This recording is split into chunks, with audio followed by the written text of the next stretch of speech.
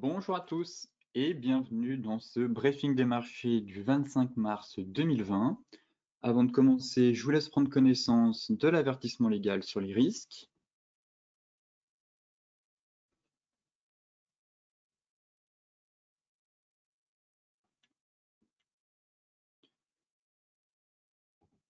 Et tout de suite, un focus marché sur les bourses européennes qui ont terminé en forte hausse mardi, avec la perspective de voir le Congrès américain et la Maison-Blanche s'accorder enfin sur un plan de relance massif ayant redonné le goût du risque aux investisseurs malgré la multiplication des mesures de confinement et des indicateurs économiques préoccupants.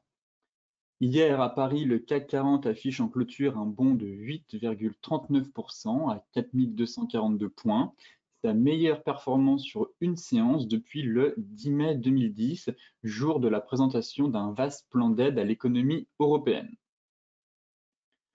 Le Sénat des États-Unis, lui, semble sur le point de voter un plan de soutien à l'économie américaine de 2000 milliards de dollars face à la pandémie de coronavirus, les négociateurs républicains et démocrates ayant fait de progrès significatifs dans leurs discussions. Enfin, un tel plan répondrait aux attentes des investisseurs que les multiples mesures monétaires annoncées depuis 2 semaines par les banques centrales n'ont pas suffi à satisfaire, et il atténuerait un peu l'impact des chiffres historiquement bas des indices PMI flash au Japon, en Europe et aux États-Unis qui renforcent, comme vous le savez, le scénario d'un choc économique brutal provoqué par la pandémie de coronavirus. Côté US, eh bien, on a eu Wall Street qui a enregistré mardi sa plus forte progression en une seule séance depuis 1933, en raison des espoirs placés, comme je vous le disais, dans le plan de relance de près de 2000 milliards de dollars en discussion au Sénat américain. Les trois principaux indices boursiers américains ont fortement rebondi après avoir accusé une baisse importante lundi, alors que la progression de l'épidémie de coronavirus a mis à l'arrêt l'économie de très nombreux pays.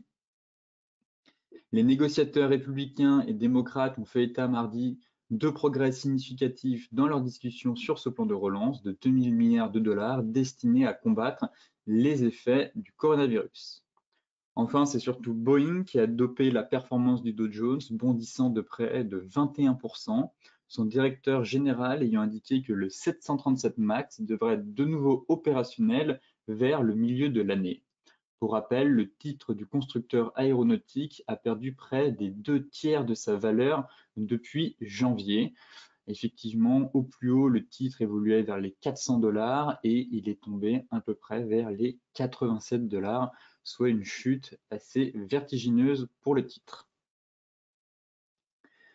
Maintenant, quelques charts macro, avec ici le bilan de la BCE, qui met tout en place pour soutenir l'économie. On voit que son bilan commence à gonfler et atteint un nouveau record historique. L'actif total a augmenté d'un énorme montant de 223 milliards sur le quantitative easing et les banques ont pris quasiment 109 milliards de crédits TLTRO et utilisé un swap de devises avec un volume de quasiment 101 milliards. Le bilan est désormais égal à 41,4% du PIB de la zone euro contre 21,5% pour la Fed.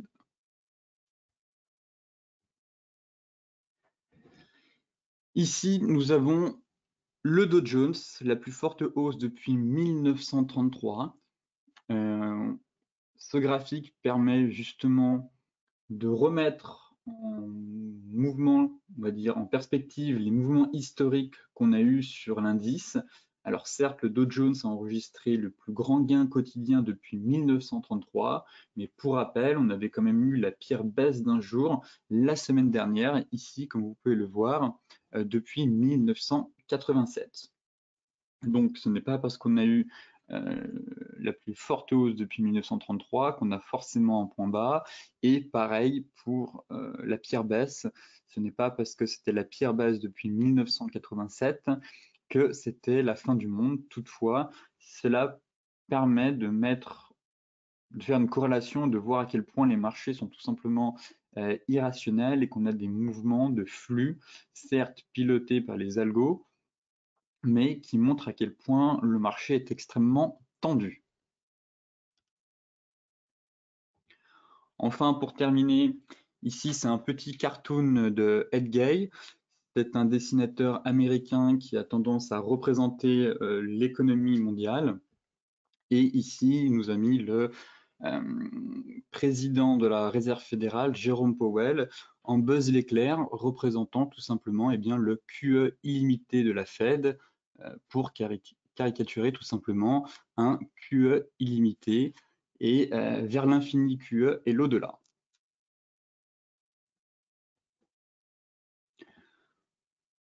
Côté graphique,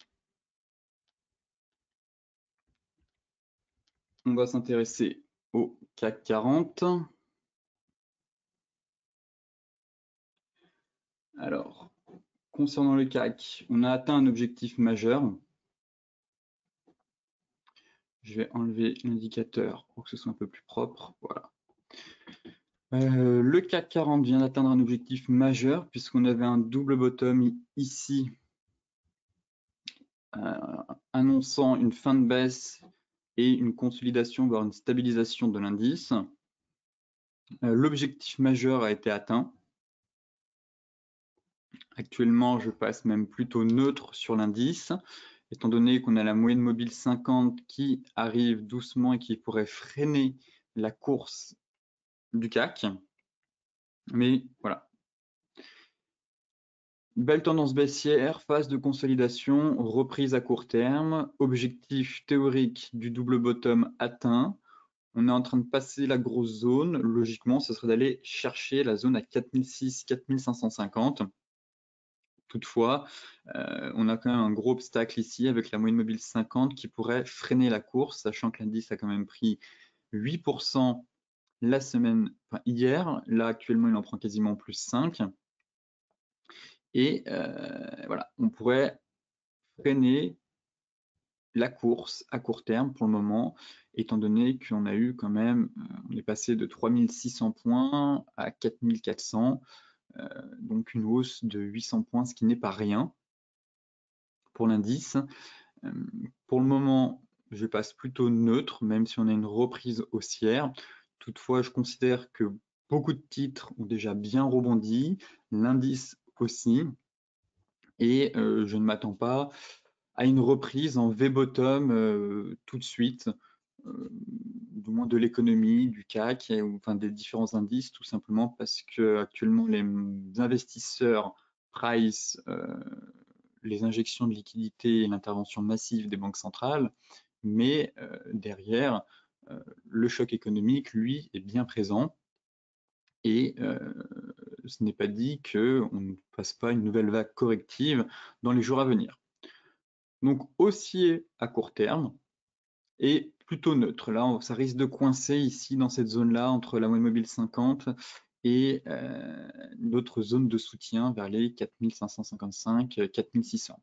Au-dessus, ça permettrait de reprendre un peu de hauteur, mais on pourrait très bien consolider entre ces deux bornes, voire éventuellement faire un repli avant de repartir.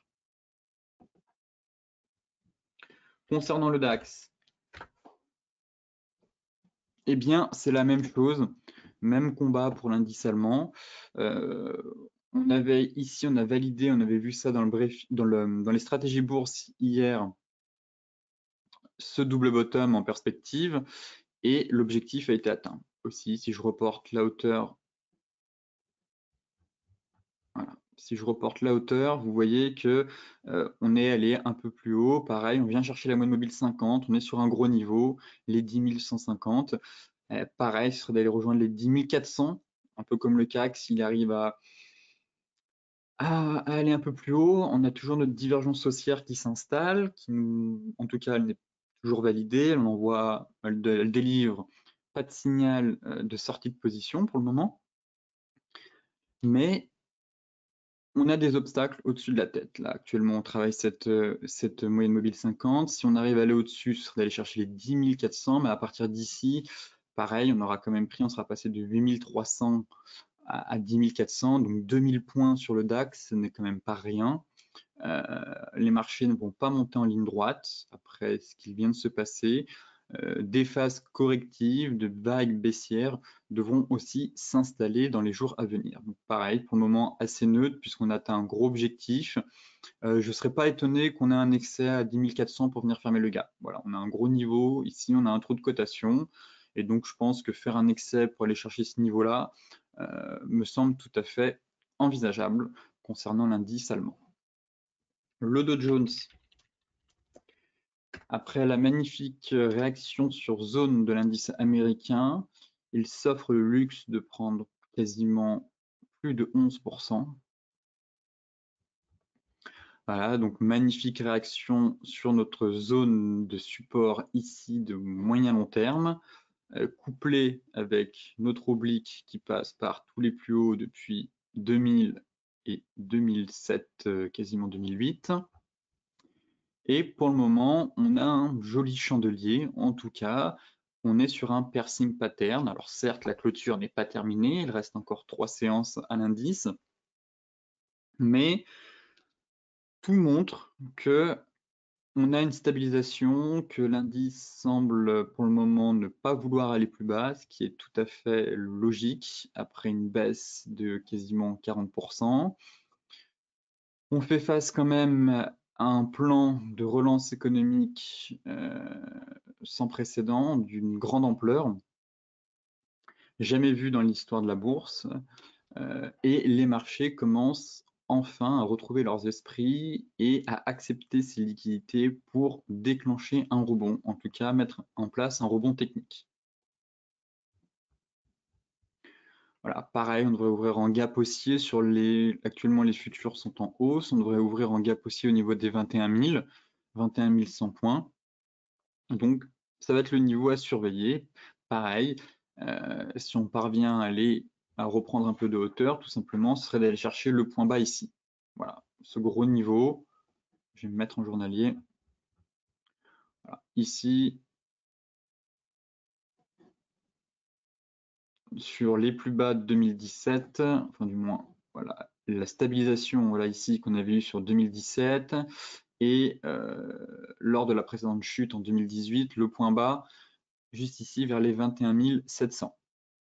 Donc premier palier, je pense qu'on va sûrement, l'indice va sûrement ouvrir sur ce niveau.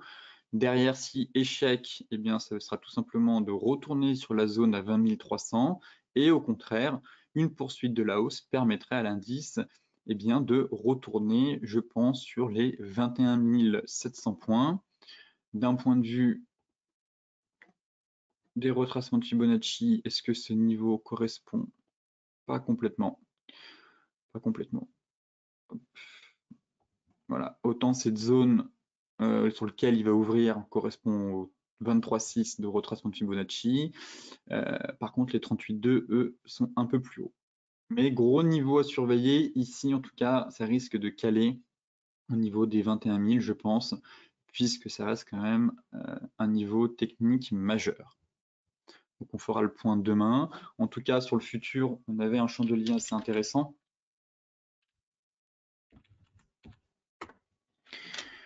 Ici, un peu avec un avalement. Bon, on n'a pas avalé la bougie précédente, mais on a quand même un sacré Marubozu haussier. Et on était plus parti dans une étoile du matin d'Oji. Vous voyez, bougie baissière, gap, énorme bougie d'hésitation où open égale close. Derrière, léger gap haussier et on retrace quasiment plus de la bougie précédente. Donc, on a un pattern, en tout cas, de retournement à court terme qui représente une étoile du matin d'Oji, comme sur voilà, les principaux indices. On avait soit une divergence haussière pour le DAX, soit un double bottom aussi en place, pareil pour le CAC, et le Dow Jones, eh bien, c'était tout simplement la zone des 18 000, qui est quand même une zone majeure, et derrière, on a quand même déclenché un pattern de retournement, en tout cas sur les futurs, avec cette étoile du matin d'Oji, qui nous alertait sur la fin de la baisse et un possible rebond technique à venir. Concernant le Forex maintenant, l'euro USD. L'euro USD, on avait vu cette paire dans les stratégies bourse Forex avec le possible double bottom actuellement qui se met en place. Donc L'euro est venu nous faire une frayeur durant le live ici, puisqu'on avait cassé la ligne de coup et derrière, c'était reparti en direction, enfin du moins le double bottom ne prenait pas tout de suite. Et là actuellement ça repart. Ça repart, il n'est pas invalidé ce double bottom, tout simplement car il y a de la volatilité. On est juste venu faire un pullback pour moi.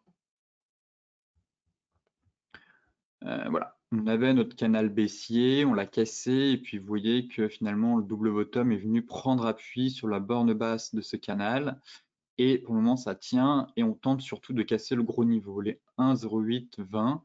Il faut vraiment qu'on arrive à clôturer au-dessus de ce niveau pour donner un nouveau souffle au marché, pour rejoindre justement l'objectif du double bottom situé à 1,10. Voilà, si je reprends la hauteur de cette figure, on a un objectif environ vers les 1,10, mais ici pareil, ça risque de coincer un petit peu sur les 1,09. On a un gros niveau de prix, voilà, nos plus bas d'ici, et pareil, la moyenne mobile qui vient renforcer, la moyenne mobile 50 qui vient renforcer ce niveau, mais pour le moment, voilà, on tente de repartir, on tente de reprendre de la hauteur, on peut mettre éventuellement voilà, une droite de tendance pour cadrer la dynamique haussière. Voilà, vous voyez qu'on évolue dans un canal haussier à court terme, en 4 heures, ce qui permet de cadrer la dynamique et de se dire, très bien, on a le double bottom qui est en place, voyons voir si le marché a suffisamment de carburant pour rejoindre la résistance ici, et d'aller chercher les autres paliers. L'objectif final, juste ici, d'aller chercher la moyenne mobile 200. Et derrière, si on casse au contraire notre oblique, du moins notre bande basse de canal, dans ce cas-là, eh bien, ça mettrait à mal cette tentative de rebond, de reprise pour aller rejoindre les niveaux de résistance que je viens d'expliquer. Donc pareil, on fera le suivi dans les prochains jours pour voir comment se comporte la paire. L'USD face au yen japonais, pareil, on avait vu cette paire durant les stratégies bourse. J'évoquais ce magnifique triangle de consolidation. Alors, il y avait plusieurs éléments qui me dérangeaient. C'était certes, on avait quand même, voilà, vous voyez, cet oblique, voilà, qui était venu faire obstacle et qui avait quand même coiffé les prix en 2019, 2020 quasiment ici. Et là, on butait, on avait du mal à la passer. Pour le moment, on est au-dessus. Le marché tente faut vraiment évoluer au-dessus des 110, des 111, pardon. Et le marché fait le job, arrive à casser cette oblique haussière. Donc c'est un bon signe. En journalier, on avait quand même de l'hésitation à travers ces bougies. On voit qu'on avait un pendu, un doji en croix, donc beaucoup d'hésitation. Effectivement, on était quand même, on arrivait tout simplement sur notre oblique de moyen long terme. Donc le marché, après avoir pris en ligne droite, être passé de 100 à 111, normal qu'il montre quelques signes de faiblesse. Toutefois, si on affine et qu'on se met en 4 heures, on voit tout simplement qu'on a un magnifique canal haussier, pareil, qui permet de cadrer la dynamique haussière, et qu'à l'intérieur de ce canal, eh bien, on évoluait dans un triangle ascendant, ici.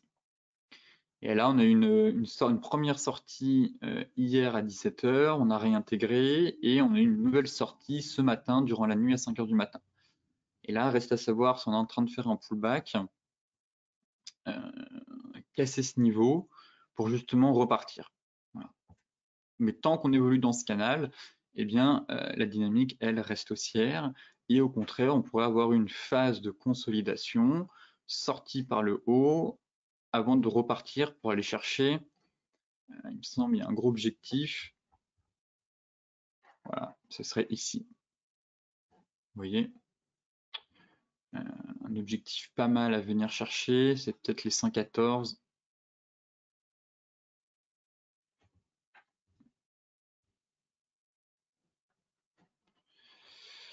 114, c'est un prix rond.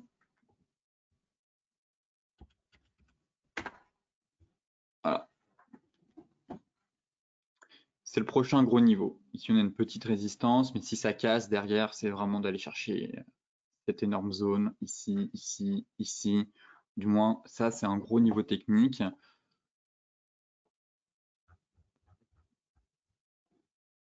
Mais si la poursuite, du moins si la dynamique haussière se poursuit, voilà, l'objectif est à portée de main des 114. En tout cas, ça viendrait aller chercher la borne haute du canal. Donc pareil, on fera le suivi dans les prochains jours en tout cas, mais c'est le niveau, si on sort ce triangle et que c'est validé, en tout cas c'est le gros niveau à aller chercher sur cette paire, les 114. Enfin, l'euro GBP. L'euro GBP commence à devenir intéressant, peut-être qu'on a un repli, ou peut-être qu'on est dans un triangle. Voilà, on teste le support, les 0,90, 85. Donc effectivement, si on casse ce niveau, poursuite en direction des 0,8950, 0,8825, pourquoi pas aller un peu plus bas. Mais on voit peut-être que finalement la borne haute du range va fonctionner. Et effectivement, les chandeliers là montrent que les vendeurs ont pris l'ascendant psychologique, puisqu'on a des belles mèches hautes, des soulèvements, ça s'appelle, et ça peut être un peu comme ici. Vous voyez, il nous a refait le même scénario, belle mèche haute, ça échoue et derrière ça repart à la baisse. Donc prudence sur le GBP. Voilà, on est sur support, ce gros support. Tant que ça casse pas, c'est peut-être un repli.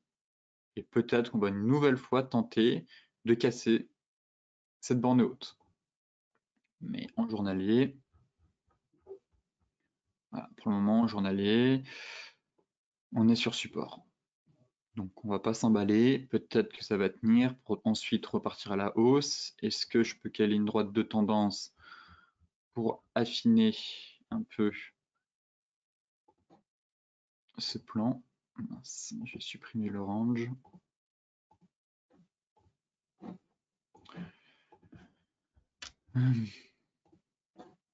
Alors, le range, tac, à peu près ici.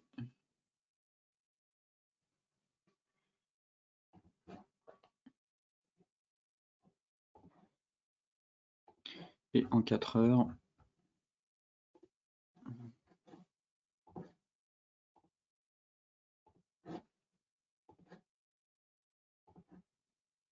oui, vous voyez, on est pile poil sur notre oblique. Donc, prudence. Ça peut être même une opportunité si la tendance se poursuit, en tout cas.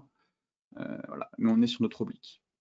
On est dans notre range, mais on a fait de l'excès ici. Vous voyez que le marché s'est un peu emballé. Belle euphorie. Et derrière, finalement, ça recorrige sur repli. Et notre oblique haussière est couplée avec notre support horizontal. Donc, pareil, pas de signal de vente ici. Peut-être que certains essaieront de se positionner même à l'achat pour se dire tiens, finalement, c'est peut-être un repli, mais le flux reste haussier, ça va repartir. Toutefois, on n'a pas de chandelier de retournement non plus. Donc, il faut attendre, on fera le point et éventuellement, on a peut-être aussi une consolidation dans un triangle descendant. Et effectivement, si on casse ici, on aurait une poursuite de la hausse en direction des 0,96. Mais pour le moment, c'est encore un peu tôt, je trouve, pour se prononcer dans un scénario, puisqu'on se trouve à la croisée des chemins et il va falloir attendre que le marché nous donne un peu plus d'informations pour envisager une poursuite de la hausse ou une vague corrective en direction des 0,8950, voire des 0,8825. Enfin, pour terminer le Forex, on va s'intéresser au GBP-USD. Le GBP-USD qui tente de valider un double bottom ici. En tout cas, c'était une stratégie aussi qu'on avait évoquée hier. On avait une sortie de range. Et pareil, on casse la moyenne mobile 50. Donc c'était ce niveau-là qui pouvait bloquer, mettre en place une stratégie de trading range. Là, pour le moment, au contraire, on sent que on sent que la paire a rebondi sur son oblique de très long terme ici.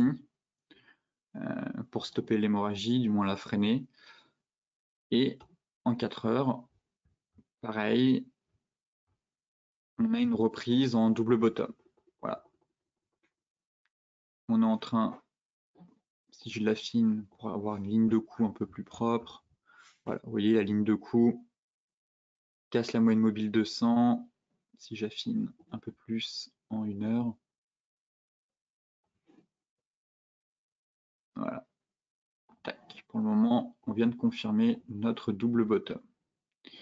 Ici, on casse la moyenne mobile 200 et derrière, ça nous donnerait un objectif à peu près vers les... Bon, ça correspond pas forcément à un gros niveau technique, je trouve, les 1,23-26. 1,23-26, 1,23-25, si je dézoome. Bon. Et éventuellement le top qu'on a eu ici, mais c'est pas une grosse zone, c'est pas un gros niveau de prix, je trouve. Mais voilà, ça nous permettrait de reprendre un peu de hauteur et d'aller chercher quasiment presque 400 pips sur cette paire. Maintenant, les matières premières avec le gold qui corrige tout simplement après avoir pris en 3 séances quand même, il ne faut pas l'oublier, le gold a quand même pris 11% en 3 séances, ce qui est quand même énorme, ce n'est pas rien, donc avoir un repli tout à fait légitime. Et qui plus est, les objectifs ont été atteints. Voilà, pareil, j'évoquais dans le briefing des marchés les stratégies bourse, le double bottom, la sortie du triangle. Et vous voyez qu'on est venu chercher au point près l'objectif du double bottom, ici à 1635. Donc pour le moment, eh bien, on a un repli des cours de l'or après voilà, une vague assez haussière et impulsive. À court terme, la dynamique, elle, reste haussière. Toutefois, il faut qu'on arrive. Le métal jaune doit reconquérir les 1625 $. Voilà, c'est la zone de polarité hebdomadaire, pour rappel. Les 1625, vous voyez, c'est cette grosse zone ici, là, qu'on a travaillé à plusieurs reprises, les 1625. Une clôture hebdomadaire au-dessus de ce niveau enverrait, je trouve, un signal fort du marché, tout simplement. C'est la grosse zone technique à passer pour ensuite aller chercher les 1655 et peut-être revoir les plus hauts à 1700. Mais pour le moment, l'heure est au repli. En tout cas, les objectifs majeurs ont été atteints sur le gold. Donc pareil, plutôt neutre pour le moment. Et je ne serais pas étonné d'avoir un repli avant de repartir. En 1 heure, on a validé une petite divergence. Voilà, on avait une petite divergence, vous voyez ici. Petite divergence baissière. Donc voilà, après la phase de repli, enfin du moins après la phase de hausse, voilà, divergence 1 heure qui se valide. Bon, pour le moment, elle fonctionne. Pourquoi pas amener un repli sur la moyenne mobile 50 si elle commence à remonter, avoir un repli vers les 1590 à peu près par là. Ou au contraire, peut-être qu'on a juste une vague de hausse, repli, puis on repart en direction des 1655. Mais en tout cas, plutôt neutre, étant donné qu'on a fait des objectifs, qu'on a atteint des objectifs majeurs. On fera le point en fin de semaine, mais le gros niveau à surveiller, c'est les 1625 en clôture hebdomadaire. Enfin, le Brent. Le Brent, malgré le rebond des indices, le pétrole, lui, est quand même soucieux du choc de la demande qu'il va avoir avec le coronavirus. De ce fait, il ne parvient pas à rebondir aussi bien que les indices. Et pour le moment, c'est plutôt larvé. Voilà.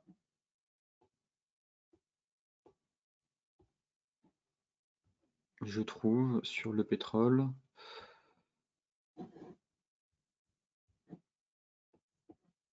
Voilà, puisqu'on ne parvient pas une nouvelle fois à franchir la moyenne mobile 50. La moyenne mobile 50 sur le pétrole est vraiment importante, je trouve.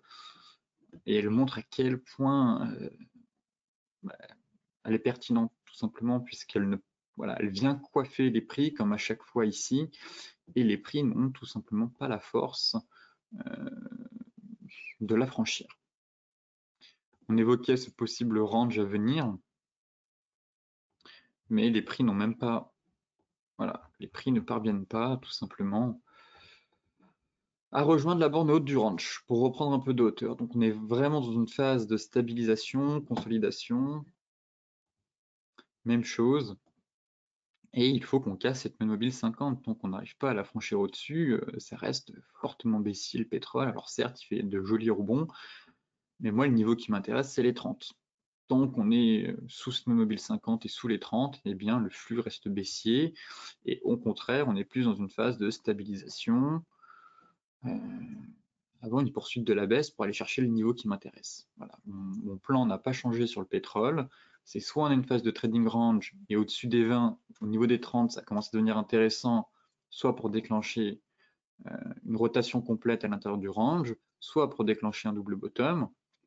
Mais ici, on est au milieu de nulle part. Et on voit que le pétrole a du plomb dans l'aile, tout simplement, il manque de carburant. Voilà. Il n'arrive pas à reprendre de la hauteur.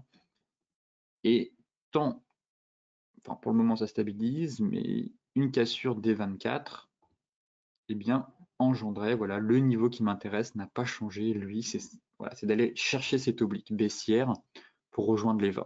Les 20 avec excès au niveau des 19,50. Voilà le plan sur le pétrole, que ce soit en 4 heures ou à moyen long terme. C'est ces zones-là, cette zone-là que je vais surveiller en tout cas en extension pour aller chercher les 20 $.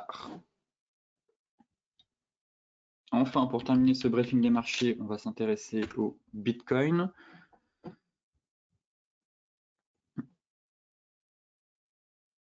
Qui parvient à casser la résistance des 6580, ça y est, c'est fait. Donc premier palier atteint. Le deuxième gros palier, il y a un palier à 7200, mais c'est les 7630. Voilà. Pour le moment, on a une reprise haussière. J'essaierai d'aller chercher voilà, les 7200. Ici, je sais qu'on a un plat Kijun hebdomadaire aligné avec un plat Tenkan.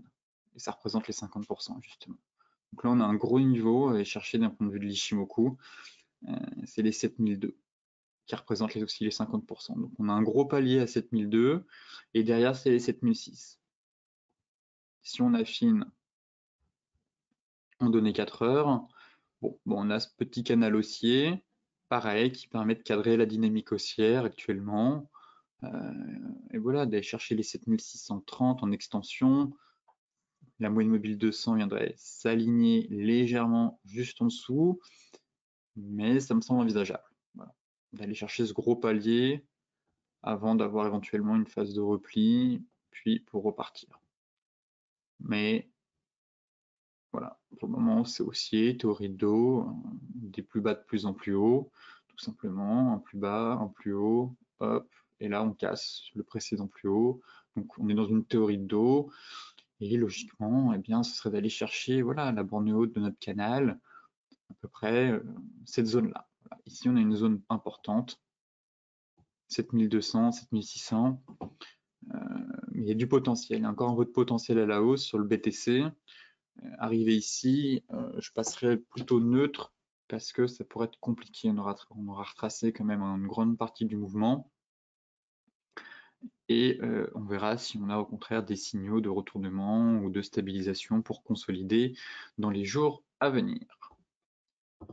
Ce briefing des marchés touche à sa fin. Pour celles et ceux qui souhaitent consulter l'article dans son intégralité, je vous mets le lien dans la description de la vidéo. Et petit rappel pour les autres, sinon on se retrouve cet après-midi à 14 h pour un webinaire live sur le money management et la psychologie des marchés. Sur ce, je vous souhaite à toutes et à tous une excellente journée, de très bons trades, et on se retrouve soit cet après-midi, soit demain matin pour faire un point sur les marchés.